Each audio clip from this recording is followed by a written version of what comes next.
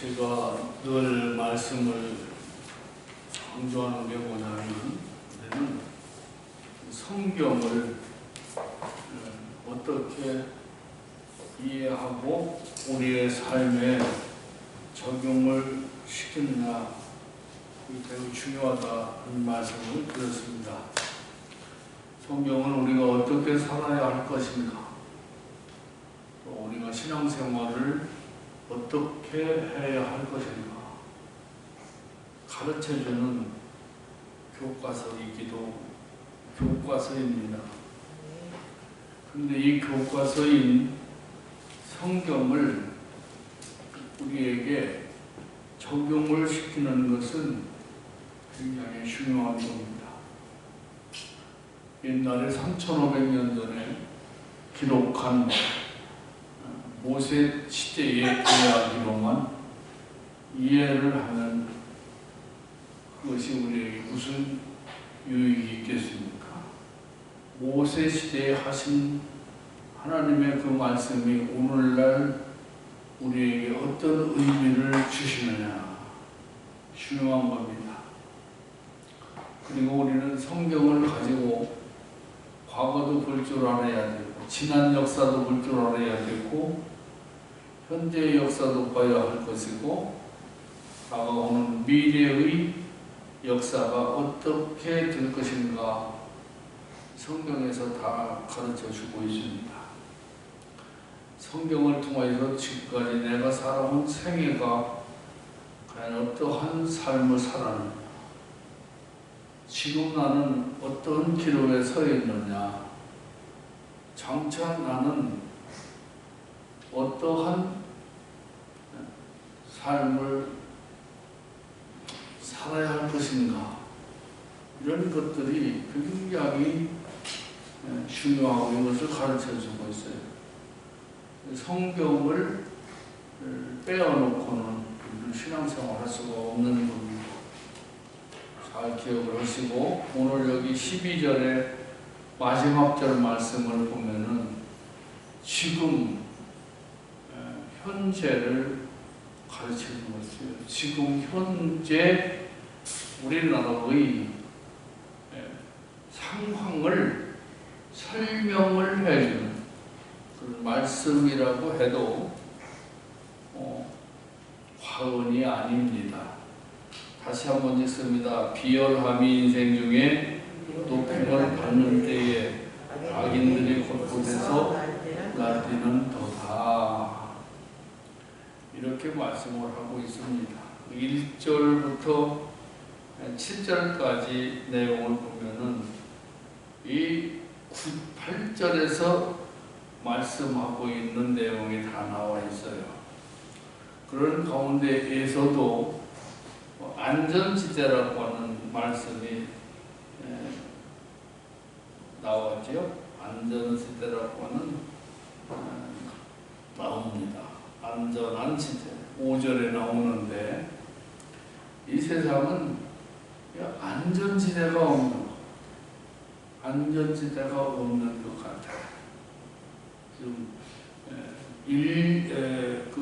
우리나라에 지금 전에 없었던 이런 그 기상, 일기 이런 것을 통해서 전에는 여름에 따끈따끈하고 겨울에 차갑고 사망사혼 겨울에는 이랬는데, 지금 우리나라의 모든 일기를 보세요. 올해 연세 드신 분들은 옛날에는 이렇지 않았는데 옛날하고 달라집니다. 점점. 중국에서는 지금 샨샤댐이라고 하는 이 댐에 물이 많이 범람을 해서 이것이 언제 터질는지 모르는 위기 상황을 맞고 있습니다. 그래서 중국에는 이런 위기, 샨샤댐이 언제 터져서 그 재앙이 크게 오르는지 모르는 위기를 맞고 있고, 전 세계적으로는 이 코로나라고 하는 이 전염병이 유행함으로 말미암아 선진국인 미국 또는 유럽 이런 곳에서도 많은 이들이 이 질병에 죽어가고 있고 감염돼 있고 그렇습니다.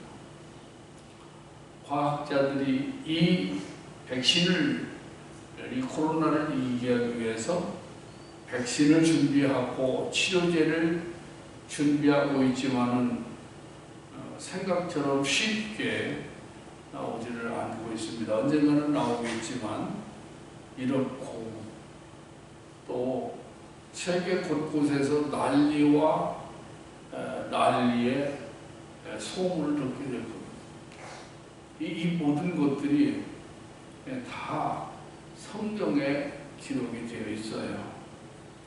우리나라의 실정을 보면은 그야말로 요즘 정치적으로 볼 때에 이게 나라냐 라는 말이 유행되더니 요즘 와가지고는 나라가 네 거냐 이런 그 국민들의 함성들이 곳곳에서 터져나오고 있습니다. 왜 그럴까? 그 이유는 여기 본문에서 말씀하고 있는 8절의 내용 때문에 그렇습니다. 8절의 내용에서 가르쳐주는 내용입니다. 비열함이 인생 중에 높임을 받는 때에 악인들이 곳곳에서 날뛰는도다 이렇게 말씀을 하고 있습니다. 비열한 사람이 높임을 받게 되니까 비열한 사람이 높임을 받게 되니까 곳곳에서는 악인들이 날뛰고 있습니다. 이런 내용입니다. 이 내용은 이 시편을 기록한 기자, 즉 다윗이 기록한 시, 다윗이 기록한 시인데 그 당시에, 즉 이 시를 기록할 당시에는 주변 나라에서 혹은 자기가 살고 있는 이스라엘 땅에서 이 비열한 자가 힘을 받게 되니까 주변에서는 너나 할 것 없이 메뚜기 뛰듯이 악인들이 펄쩍펄쩍 뛰고 악인들이 힘을 얻어가지고 나라를 아주 혼란스럽게 했다. 그것을 다윗이 기록하고 있는 거예요. 실질적인 사건이죠. 사울왕 시대만 해도 그렇습니다. 사울왕이 참 비열한 사람입니다. 비열한 사람인데 이 사람이 40년 동안 이스라엘을 통치하는 왕이 됐습니다. 이 사람이 통치할 때에는 어땠습니까? 의인들이 없었어요. 의롭게 살고자 하는 자, 하나님의 뜻에 합당하게 살고자 하는 자들이 점점점 죽고 또 그런 이들의 수가 점점점 줄어들고 있습니다. 비열한 이 사울 왕이 나라를 통치하니까 자연적 이 사울과 함께하는 뜻을 같이 하는 이들이 아첨하고 오늘 말씀 속에서 아첨이라고 하는 말씀이 나오고 있거든요. 아첨이라고 하는 말씀이 아첨이라는 게 뭡니까? 두 마음을 품고 말하는 사람. 아첨하는 자들이 많고 또 그들 가운데에는 충실한 자들이 없었어요. 그래서 악한 자들이 많았어요. 그래서 악한 자들, 힘 있는 자들 또한 이런 것을 가지고 이 수많은 백성들을 참 살기 어렵게 만들었다 하는 것을 우리는 이 구약 성경을 통해서 알 수가 있어요. 그 사람이 한 일이 뭐냐? 사울이 한 일은 오직 원수를 만드는 것, 원수를 만들고 원수를 삼고 그 원수를 잡아서 죽이는 이 일만 했어요. 그래서 자기에게 충실한 다윗을 의시해서 훌륭한 사람들은 이 사울의 손에 핍박을 받고 사울의 손에 숱하게 죽어가는 그런 사람이었습니다. 이 사울 자신이 하나님을 떠나서 살았고 하나님은 그를 떠나셨습니다. 그래서 다윗에게 기름을 부었고 사실 왕권은 다윗에게 넘어가 있었던 겁니다. 하나님으로부터 버림을 받으니까 이 사울이 얼마나 비열해지고 얼마나 악했는지 모릅니다. 그러다가 보니까 나라가 온통 벌집 쑤셔놓은 것처럼 그렇게 어지럽고 혼란했던 것을 볼 수가 있습니다. 여기서 비열하다라고 하는 말이 무슨 말이냐고 하면은 그 사람의 하는 짓이나 성품이 신사적이지를 못하고 아주 천하고 쫄렬하고 아주 비겁한 이런 성품을 말하는 겁니다. 오늘날 우리들도 그런 걸 보고 있습니다. 얼마나 저렇게 쫄렬할까, 저렇게 비겁할까, 저렇게 거짓말을 할까, 어떻게 저렇게 뻔뻔할 수가 있을까, 이런 사람들을 우리는 오늘날 많이 봅니다. 전에 같으면은요, 이 TV나 또 스마트폰이나 또 라디오나 이런 것이 없기 때문에 볼 수가 없었어요. 별로 볼 수가 없었고, 또 있다 할지라도 TV가 있고 또 라디오가 있다 할지라도 언론을 통제를 해가지고요, 정부에서 일어난 일들을 볼 수 없도록 그렇게 했어요. 그래서 국민들이 속아서 그렇게 살았습니다. 그런데 오늘날은 안 그래요.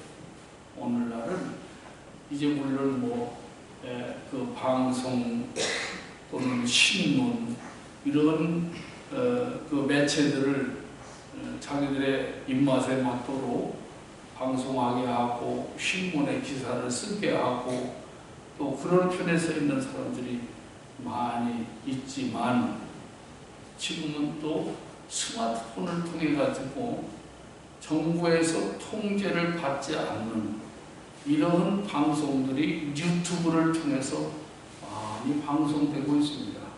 그렇기 때문에 젊은 분이나 연세된 분이나 이런 모든 분들이 지금 이 세상을 손바닥에 놓고 보게 돼 있어요. 이 세상에 되어지는 모든 일들을 손바닥에다가 놓고 다 보게 돼 있어요. 그래서 미국에서 일어나는 일, 유럽에서 일어나는 일, 중국에서 일어나는 일, 또 가까운 우리 대한민국에서 일어나는 모든 일들을 손바닥으로 보게 돼 있어요. 예수님께서 그런 말씀 하셨죠. 예수님께서 올 때에 모든 사람들이, 세계의 모든 사람들이 예수님 오시는 것을 한눈에 다 볼 수 있을 것이다. 그랬는데 그것을 믿지 못하는 이들이 많았습니다. 어떻게 예수님 오시는 것을 한눈에 볼 수 있겠느냐, 그런 말씀을 했는데, 보세요. 지금도 우리는 예수님이 아직 이 땅에 재림을 안 하셨죠. 하는 일들이 손바닥 안에서 다 볼 수가 있다. 우리가 주머니에 그것을 가지고 다니고 있잖아요. 그렇기 때문에 지금 우리나라의 이런 실정들을 보면 한눈에 봐요. 한눈에 보면 그것을 봄으로 끝나는 것이 아니라 성경에서는 이런 일이 있을 때 어떤 말씀으로 말씀하셨는가를 많이 볼 수 있다 이거예요. 이런 것을 볼 수가 있는데, 참으로 비열한 자가 높임을 받게 되면은 악인들이 곳곳에서 날뛴다. 이런 말씀을 우리가 상당히 주의 깊게 읽고 이해를 해야 하는 것입니다. 그렇다면은 오늘 여기서 비열함이라고 하는 의미가 무언가, 그 뜻을 함께 나누려고 그럽니다. 비열한 자라고 하는 사람은 어떤 사람이냐면 고집 센 사람, 아주 고집이 센 사람을 비열한 자라 그렇게 말합니다. 그렇기 때문에 이 고집이라고 하는 것을 성경에서 찾아보니까 한 7번 정도 나와요. 7번 정도 나오는데 신약 성경에서 2번 정도 나오고 구약 성경에서 5번 정도 나옵니다. 고집이라고 하는 말은, 이 고집이라고 하는 말은 뭐냐고 하면은 자기의 의견을 바꾸거나 고치지 않고 굳게 버텨나가는 이것을 이런 성미를 말하는데, 고집이라고 하는 것은 성경에 보면 거의 다 부정적으로 말씀을 하고 있습니다. 그래서 디모데 전서의 말씀을 볼 것 같으면은 이제 지도자는 그 감독, 말하자면 감독은 지도자예요. 교회의 감독은, 교회의 장로는 자기 고집대로 하지 아니하며, 이런 말씀하고 있습니다. 이 장로라고 하는 말은 교회의 성도들을 대표한 사람이 만을 말하는 것이 아니라 교회를 대표한 장로가 있고 성도를 대표한 장로가 있어요. 이 장로는 치리 장로가 있고 말씀 전하고 치리하는 장로가 있어요. 그러니까 목사도 엄연히 장로예요. 장로. 이 장로는 다스리는 사람을 말합니다. 앞서가는 사람을 말하는 거예요. 그래서 다스리고 앞서가는 감독자는 자기 고집대로 하지 아니하고, 자기 고집대로 하지 않는 거예요. 그래서 이 교회든 사회든 국가든 지도자가 고집세면은 악인들이 날뛰어요. 그 고집에 맞춰주는, 그 잘못된 성품, 잘못된 고집에 맞추어 주다 보니까 아첨하고, 맞추어 주다가 보니까 날뛰고, 맞추어 보다가 주다가 보니까 아부하, 나라가 아주 굉장히 혼란스러운, 또 교회가 굉장히 혼란스러운 그런 일들이 나오는 겁니다. 이단이 왜 이단이 됩니까? 고집세서 이단이 되는 거예요. 이만희나 문선명이나 박태선이나 또 하나님의 교회 누굽니까? 이런 사람들이요, 왜 주변에서 그거 잘못된 거라고 말하지 않았겠어요? 다 정통적인 기독교 신앙을 갖고 있는지, 당신들은 지금 성경을 잘못 이해하고 있습니다. 오직 구원은 예수밖에 없습니다. 왜 안 했겠어요? 그래도 이 이단들은 그 자기들의 고집, 얼마나 고집이 있습니까? 비열한 사람이 고집세다, 그렇게 말씀을 하고 있습니다. 그 고집 가운데는 예레미야 8장 5절의 말씀을 볼 것 같으면은 거짓을 고집하는 자들, 거짓을 고집하는 자. 이 거짓을 진실인 것처럼, 진리인 것처럼 고집하는 자들이 많아요. 우리 사회에도 그런 사람들 많아요. 거짓말을 진짜로 만들려고 하는 이런 비열한 사람들이다라고 그렇게 말합니다. 그래서 디도서 1장 7절 방금 말씀을 드린 대로 지도자는 고집 세면 안 됩니다. 아멘. 가정에서도 그래요. 가정에서도 가장이 완고하면은요, 그 가정이 평탄하지. 구약 성경에서 고집세다가 돈은 많은데 굉장히 많이 고집을 부리다가 죽은 자가 있죠. 나발이라고 하는 아비가일의 남편이 고집을. 그래서 고집이라고 하는 것은 성경적으로 볼 때에 부정적이다. 그러니까 우리는 비열한 자가 되어서는 안 됩니다. 고집센 자가 되면 안 됩니다. 고집센 자. 또 비열한 자가 리더자가 되면 안 됩니다. 오늘 여기 디도서 1장 7절에서 말씀한 것처럼 리더자는 교회 장로들은 리더자. 고집 부리면 안 돼. 목사도 그렇고 장로도 그렇고 또 집사도 그렇고 아주 이 고집이 세면 결코 안 된다. 그래서 앞서가는 사람은 고집 부리면 안 된다 하는 거. 겨울 하늘의 위를 바라보면은 하늘에서 꽉꽉 소리를 내면서 저 북쪽에서 날아온 기러기들이 있잖아요. 그 기러기들이 남쪽을 향해서 날아가는데 보면 맨 앞잡이가 있어요. 이 앞잡이가 있고 그 뒤를 따르는 이런 무리가 있습니다. 이 기러기가 앞서갈 때에 뒤에서는 꽉꽉 소리를 내가면서 따라가는 거예요. 앞서가는 이 기러기는 뒤에서 꽉꽉 소리 내는 소리를 듣고서 힘이 생기는, 힘을 내고 간다는 거예요. 뒤에 따라가는 기러기들이 왜 꽉꽉 소리를 내느냐? 그것은 앞서가는 기러기에게 감사를 표하는 그런 표현이에요. 당신이 앞서기 때문에 우리는 눈을 감아도 당신의 뒤를 따라가면 안전하게 갈 수 있습니다. 앞에 가는 당신들이 멀리서 다가오는 그 바람을 맞아가면서 가기 때문에 우리는 나에게 힘을 더해도 잘 갈 수가 있습니다.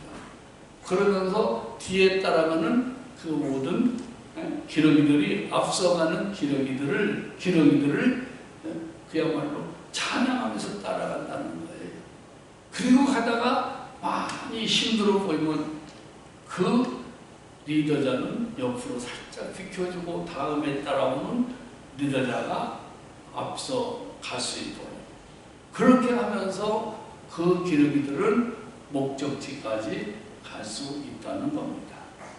나 아니면 안 된다. 이거는 고집이에요. 나 아니면 안 된다. 이거는 비열한 자가 하는 겁니다. 나 아니어도 나보다 더 잘할 수 있는 사람 얼마든지 있어. 이런 겸손한 마음을 가져야 리더자다. 그런 말. 우리는 그래서 이 비열한 자, 고집센 자, 교만한 자, 이런 자가 되지 않아야 된다는 겁니다. 비열한 자는 어떤 자를 말하느냐? 문제 앞에서 그 문제를 정면 돌파하지 않고 숨는 자. 문제 앞에서 나는 상관없지, 나는 빠져도 다른 사람이 해결되겠지 하고 살짝 빠져있는 자, 비열한 자라 그렇게 말합니다. 특히 앞서가는 사람, 리더자, 비열해서는 안 됩니다. 문제 앞에서 그 문제를 나는 상관없는 자, 나는 책임 없는 자, 이런 자세를 취하면 그는 비열한 자이고 그런 문제를 부딪히고 앞서가는 자가 훌륭한 리더자가 되는 것입니다. 여는 말이에요. 여는 순풍에는 잘 안 올라가는, 강풍에 잘 올라가는 것이 연입니다. 그래서 연을 만들어가지고 연을 띄워봤어요. 연을 만들면서 바람 좀 불어야 되는데 바람 부나 그래가면서 연을 만들어가지고 밖에 나왔는데도 연이 날르지를 않아. 왜 날르지 않을까? 바람이 약하기 때문에 안 불어. 그런데 바람이 불고 그 바람이 강풍이 되면은요, 이 연이 딱 펴올라. 이 줄을 원래를 풀어주면 풀어줄수록 올라가는 것이 연이에요. 그래서 리더자는 어떤 자가 되어야 합니다. 문제 앞에서 그 문제를 피하는 것이 아니라 나서서 그 문제를 해결하는 데 용감한 사람, 바로 이 사람이 비열한 자가 아니라 용감한 훌륭한 사람이 되는 겁니다. 지금 우리 사회가 지금 이러한 과연 얼마나 문제들이 많이 있는지 모릅니다. 이렇게 엄청난 문제가 있는데도 불구하고 그 문제에 대해서 입을 꾹 다물고 있는 이런 지도자를 볼 때에 참으로 안타깝게 그지없다는 겁니다. 가정에서도 마찬가지, 교회에서도 마찬가지. 어려운 일이 있을 때 제가 기도하면서 이런 생각이 왔어요. 이렇게 해결해 나갔으면 참 좋을 것 같습니다. 기도해 보시지요. 기도하시면서 마음이 오는 대로 결정하십시오. 그게 중요합니다. 문제 앞에서 두려워하지 말고, 문제 앞에서 슬퍼하지 말고, 문제 앞에서 낙심하지 말고, 그 문제를 극복하고 나갈 수 있는 형통한 자가 되기를 바랍니다. 형통이라고 하는 말은 온갖 일들이 척척척척 다 잘 되는 것, 그것을 형통으로 아는데 그렇지 않아요. 그렇지 않습니다. 형통이라고 하는 말은 통과한다, 그런 말씀의 뜻이 있습니다. 요셉이를 보십시오. 요셉이를 가르쳐서 별명이 뭐냐면은 형통한 자입니다. 그가 요셉의 일대기를 볼 것 같으면 요셉이는 아버지의 사랑을 받고 자란 사람이지만 그는 어려서 불행하게 자란 사람입니다.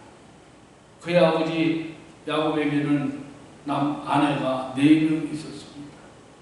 4명 있었는데 그 중에 아버지 야곱이가 가장 사랑한 여인, 첫사랑의 여인 라헬입니다. 이 라헬을 본다고 하면은 이 라헬이 자신을 속히 낳지를 못했어요. 그래서 이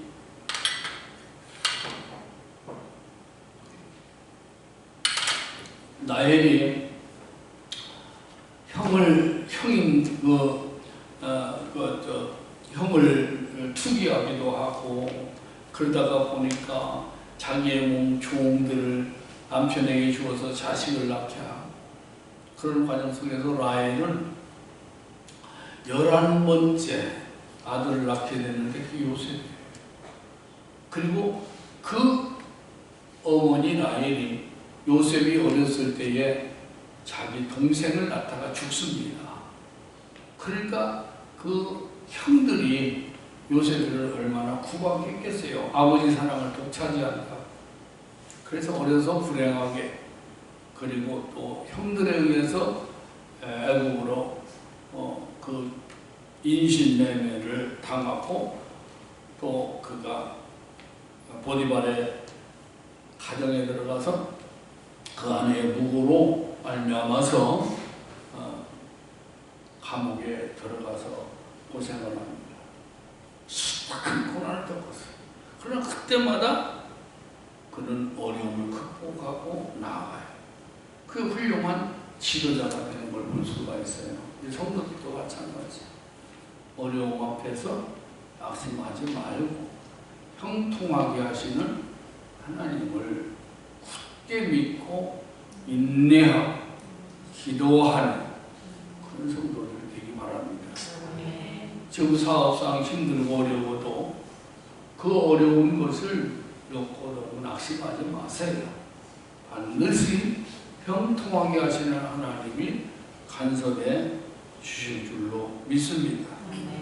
비열한 자는요, 어떤 자이냐? 시건하는 자예요. 시건하는 자.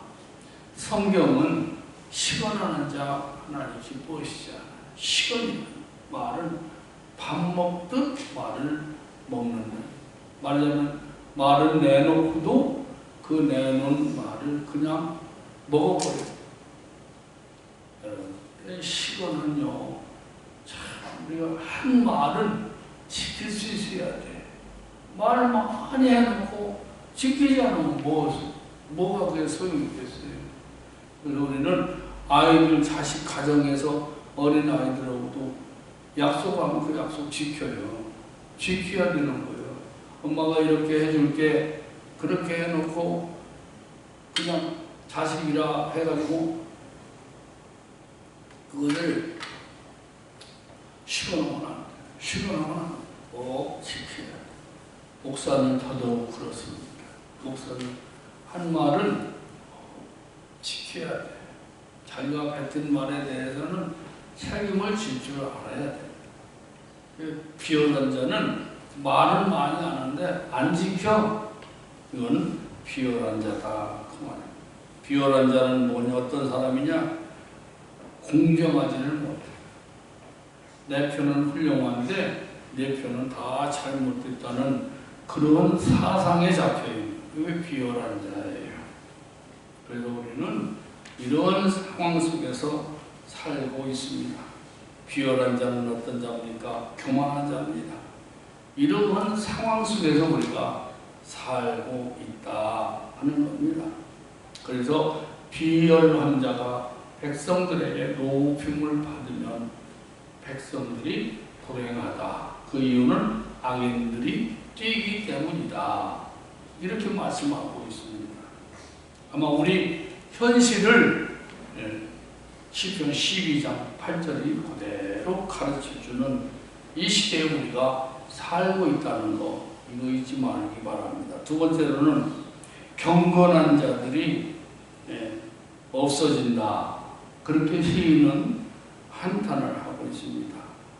경건한 자들이 없어진다. 그래서 한탄하는 게 누구냐? 엘리야도 그랬습니다. 엘리야도 그랬고, 또 우리의 성경 속에서도 기도하는 사람, 그 사람들 보면 경건한 자들이 자꾸 수가 줄고, 또 지금 교회가 어떻습니까? 교회가 수가 점점 줄어요. 교회 수가 점점 줄어들었어요.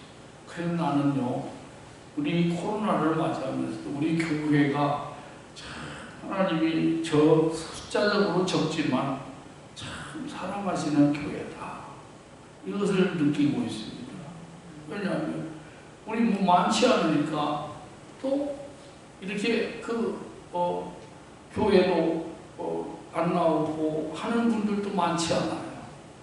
거의 그 숫자를 잘 유지해 나가고 있고, 또 경제적으로 어렵고 힘든 상황 속에서도 7월 달에 우리 그 재정부에서 보고한 내용을 보니까요, 이 어려운 시기에도 우리 교회에 하나님께서 재정적으로도 어려움 없이 그렇게 하나님이 축복하셨구나.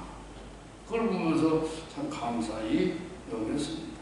점점점 이제 경건하게 사는 사람들의 수가 줄어요. 교회의 성도들이 점점점 줄어요. 기도하는 사람들이 줄어요. 말씀대로 살려고, 믿음으로 살려고 하는 사람들이 점점점 그 숫자가 줄어들고 있습니다. 예수님께서 하신 말씀이 믿는 자를 보겠느냐, 믿음 있는 자를 보겠느냐. 이런 시대에 성도들은 비열한 성도가 되지 말고 경건한 성도가 되어서 더 기도 많이 하고, 더 말씀으로 살고, 또 더 경건하고 더 예배하는 일에 적극적이어서 우리 개인의 모든 신앙을 잘 지켜나가기를 주님 이름으로 축원합니다. 그 다음에는 세 번째를 보면 4절에 보니까 악한 자들은 힘만 믿는 자들이다. 힘만 믿는 자들이다. 여기 12장 4절 한번 말씀 봅시다. 그들이 말하기를 우리의 혀가 이기리라. 우리 입술은 우리 것이니 우리를 주관할 자 누구리요 함이로다. 여기 말씀해 보니까 우리 것이니, 우리 입술은 우리 것이니, 우리 것이니 내 마음대로 할 수 있다. 우리 것이니 내 마음대로 할 수 있다. 지금 이 시대가 그런 시대입니다. 뭐라고 말합니까? 나라가 네 거냐? 그렇게 말합니다. 그렇죠? 그게 유행어가 되어버렸어요. 그리고 우리가 이 국회의원의 수를 보세요. 한 180석이 가까이 됩니다. 여당. 지들이 마음만 먹으면 다 할 수 있다는 그런 생각을 가지고 있어요. 우리는 180석이야. 과반이 훨씬 넘어. 그러니까 우리가 마음 먹으면 뭐든지 할 수 있다. 지금 수도도 서울에서 세종시로 맘만 먹으면 옮길 수 있다. 맘만 먹으면 옮길 수가 있다. 그 권력을 가지고 내가 맘만 먹으면 무엇든지 할 수 있다. 지금 이런 정신을 갖고 이 정부가, 이 국회가 지금 이런 상황이에요. 이런 상황이에요. 그게 어디서 나와요? 성경에 나와요. 성경에. 그 힘만 믿고 뭔가를 막 믿고, 이번에 전세 그 법이라고 하는 걸 그걸 막 힘으로 밀어붙여가지고 그러잖아요. 너무 안타까운 그런 일이다. 권세를 주고 능력을 주고 힘을 준 것은 나를 영광을 위해서 쓰라고 준 거예요. 국민들을 위해서 쓰라고 권력을 준 것이지 자기들의 어떤 그 목적 달성을 위해서 준 거 아니에요. 우리가 이런 것을 놓고 나라를 위해서 기도해야 되겠다 하는 것입니다. 마지막으로는 경건한 자들에 대한 응답입니다. 경건한 자들에 대한 응답이 뭐냐? 이 말씀에 5절에 나와 있습니다. 하나님이 원하는 안전지대에 그들을 두겠다 하시는 거죠. 그래도 이 나라가 어렵고 경제적, 정치적, 사회적, 또 안보적으로, 그리고 또 행정, 사법, 입법 이런 모든 것에서 굉장히 불안한 어려움을 겪고 있는 나라지만은 그래도 안전지대는 있습니다. 그 안전지대가 누구입니까? 그 안전지대가 하나님입니다. 그 안전지대는 교회입니다. 이런 안전지대는 그래도 있다. 그래서 어려운 상황을 보면서도, 어려운 처지를 보면서도 여러분 희망을 꼭 가지시기 바랍니다. 안전지대에 내가 들어가고, 우리가 들어가고, 교회가 들어가고, 내 사업이 들어가면 형통하다는 것 기억하시기를 바랍니다. 하나님, 우리나라가 여러 어렵고 힘든 과정이 있습니다.